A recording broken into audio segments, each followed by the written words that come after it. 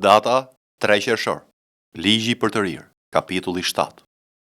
Kur Zoti Perëndia yt do të fusë në vendin ku ti po hyn për ta zotëruar atë, dhe kur të ketë dëbuar para teje shumë kombe, Hitejt, Girgashejt, Amorejt, Kananejt, Perezejt, Hivejt dhe Gebusejt, 7 kombe më të mëdha dhe më të fuqishme se ti, dhe kur Zoti Perëndia yt ti ketë lënë në pushtetin tënd, ti do t'i mundësh dhe do të vendosësh farosjen e tyre. Nuk do të bësh asnjë aleancë me ta dhe nuk do të tregosh asnjë mëshirë ndaj tyre.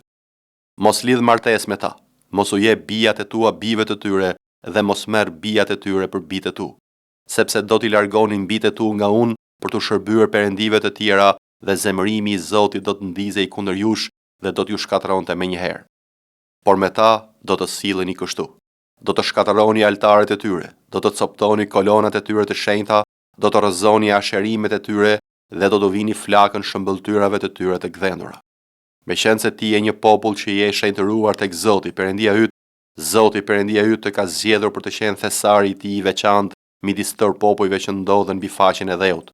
Zoti nuk e ka vënë dashurinë e tij mbi ju, as nuk ju ka zgjedhur sepse ishit më të shumët nga ndonjë popull tjetër. Ju ishit në fakt më i vogli të gjithë popujve, por sepse Zoti ju do dhe ka dashuri të mbajë betimin që u ka bërë etërve tuaj, ai ju nxori me një dorë të fuqishme dhe ju shpëtoi nga shtëpia e skllavërisë, nga dora e faraonit, mbretit të Egjiptit. Prano pra që Zoti Perëndia yt është Perëndia, Perëndia besnik që respekton beslidhjen e tij dhe tregohet i mbar deri në brezin e 1 ndaj atyre që e duan dhe që zbatojnë urdhërimet e tij. Por u përgjigjet menjëherë atyre që e urrejnë, duke i zhdukur. Ai nuk vonon për do të përgjigjet menjëherë atyre që e urrejnë. Prandaj respekto urdhërimet, statutet dhe dekretet që po të jap sot, duke i zbatuar. Kështu, në rast se ju keni parasysh këto ligje, i respektoni dhe i zbatoni. Zoti, Perëndia juaj, do ta mbajë beslidhjen me ju dhe dashamirësinë për të cilën u është betuar etërve tuaj. Ai do të të dojë dhe do të të bekojë dhe do të shumëzoj, do të bekoj frytin e gjirit tënd dhe frytin e tokës sate, grurit tënd, mushtin tënd dhe vajin tënd, pjelljet e lopëve dhe të deleve të tua në vendin që u betua t'u jap etërve të tu. Ti do të jesh më i bekuar i të gjithë popujve dhe nuk do të ketë midis teje asnjë burr apo grua shterp, as edhe midis bagëtisë sate. Zoti do të largojë nga ti çfarëdo lloj sëmundjeje, nuk do të dërgojë mbi ty asnjë të keqe vdekjeprurse të Egjiptit që ke njohur, por do t'i dërgojë mbi të gjithë ata që të urrejnë. Do të shfarosësh pra të gjithë popull që Zoti Perëndia yt po të jep në pushtetin tënd. Syri yt nuk duhet të ketë mëshirë për ta dhe mos u shërbe perëndive të tyre, sepse ky do të ishte një kurth për ty. Në zemrën tënde mund të thuash, këta kombe janë më të mëdhenj se unë, si do të arrij unë t'i do bëj? Mos ki frikë për tyre, por kujto atë që Zoti Perëndia yt i bëri faraonit dhe të gjithë egjiptasve.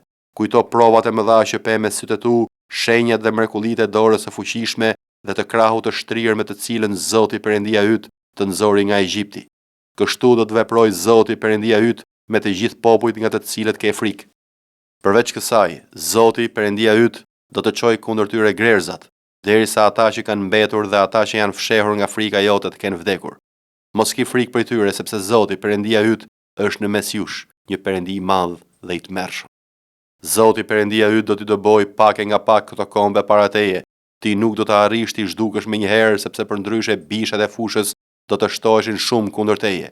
Por Zoti Perëndia yt do t'i vërë në pushtetin tënd dhe do t'i hutojë shumë derisa të shfarosen.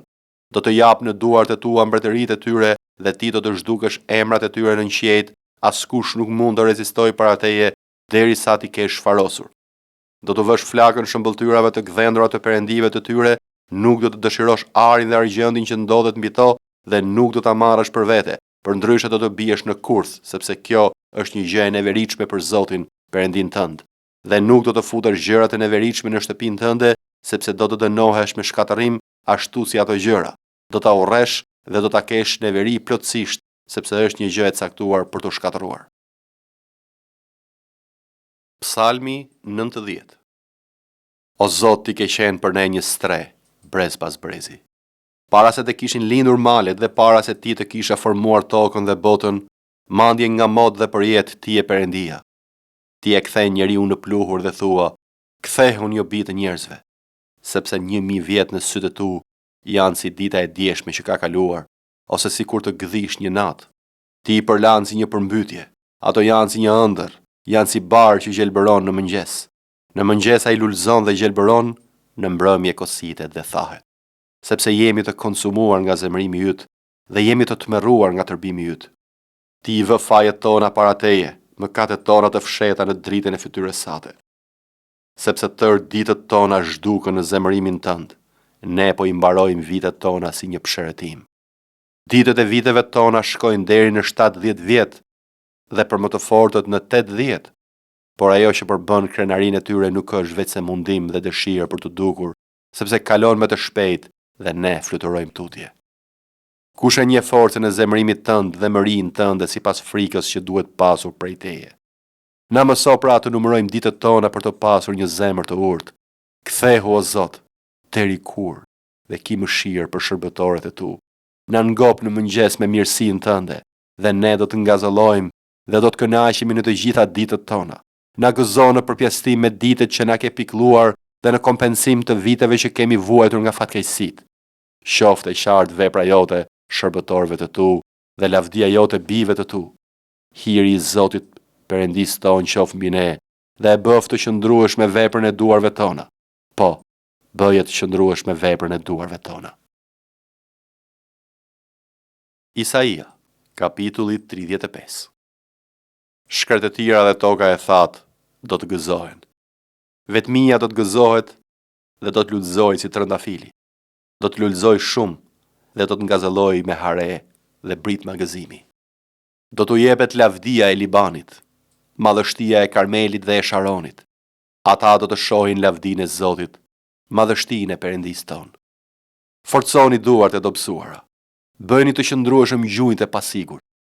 U thoni atyre që e kanë humbur zemrën, bëhuni të fortë, mos kini frikë. Ja Perëndia juaj do të vijë me hakmarrjen dhe me shpërblimin e Perëndis. Do të vijë ai vetë për t'ju shpëtuar. Atëherë do të hapen sytet e verbërve dhe veshët e të shurdhëve. Atëherë qalamani do të kërcej si një dre dhe gjuha e Memecit do të bërtas nga gëzimi, sepse do të dalin ujra në shkretëtir dhe përrejnë në vendin e vetmuar. Vendi tha do të bëhet pellg dhe toka etur për ujë, burim ujrash. Në vendet ku shtrieshin çakej do të ketë bar me kallamishte dhe xungth. Aty do të jetë rruga kryesore, një rrugë që do të quhet rruga e shenjtë. Asnjë I papastër nuk do të kalojë nëpër të. Ajo do të jetë vetëm për ata që e ndjekin dhe mendje shkurtrit nuk do të mund të humbasin. Luani nuk do të jetë më, as edhe ndonjë bishë e egër nuk do të dalë aty ose nuk do të duket, por do të ecin të shpenguarit. Të shpëtuarit nga Zoti do të kthehen, do të vinë në Sion me brit magazimi dhe një hare e përjetshme do të kurërzoj kokën e tyre. Do të kenë gëzim dhe lumturi dhe dhëmbja e rënkimi do të ikën. Zbulesa, kapitulli 5. Dhe pash në të djathtë të atij që ishte ulur mbi fron, një libër të shkruar për brenda dhe për jashta, të vulosur me 7 vula. Dhe pash një ëngjël të fortë që shpalli me zë të madh. Kush është I denjë të hap librin dhe të zgjidh vulat e tij? Dhe asnjë në qiell, as mbi dhe, as nën dhe nuk mund të hapte librin, as ta shihte atë. Edhe unë qaja shumë, sepse nuk u gjet asnjë I denjë të hap dhe të lexoj librin dhe as ta shihte atë. Dhe një nga pleqt më tha: mos qaj. Jaluani I cili është prej fisit të Judës, rrënja e Davidit, fitoi të hap librin dhe të zgjidhë të 7 vulat e tij. Dhe pash, dhe ja në mes të fronit dhe të 4 qenjeve të gjalla dhe në mes të pleqve qëndronte një qenj si I therrur, I cili kishte 7 brirë dhe 7 sy, që janë të 7 frymrat e Perëndis të dërguar në gjithë dheun. Dhe erdhi dhe mori librin nga e djathta e atij që rrinte ulur mbi fron. Dhe mbasi e mori librin, të 4 qenjet e gjalla dhe të 24 pleqt ranë përmbys përpara qengjit, duke pasur secili një qese dhe kupa të arta plot me temjan, të cilat janë lutjet e shenjtorëve. Dhe këndoni një këngë të re duke thënë: I denjë ti të marrësh librin dhe të hapësh vulat e tij, sepse ti u therr edhe nëpërmjet gjakut tënd na bleve për Perëndin, prej çdo fisi, gjuhe, populli dhe kombi, dhe na bëre mbretër dhe priftor për Perëndin ton, dhe do të mbretërojmë mbi dhe.